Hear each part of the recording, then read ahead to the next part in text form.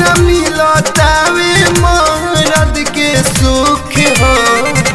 रात भर से जिया पकाटो तानी दुख हो। कहियो न मिलतावे मरद के सुख हो।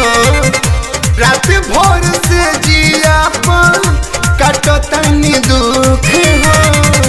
बाजा में तनिको एकर सुर नहीं खे। रहो त संगे को दूर नहीं खे।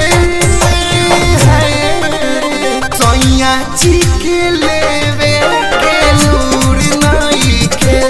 हमारा राजा जी के तनिको सलूर नहीं खे।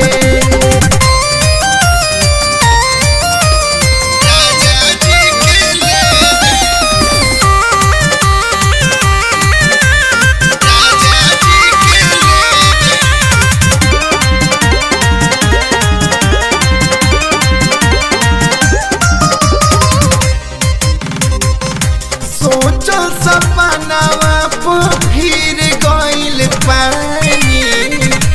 अब के सधाई हमर चढ़ली जवानी। सोचो सपनावा फिर गइल पानी। अब के सधाई हमर चढ़ली जवानी।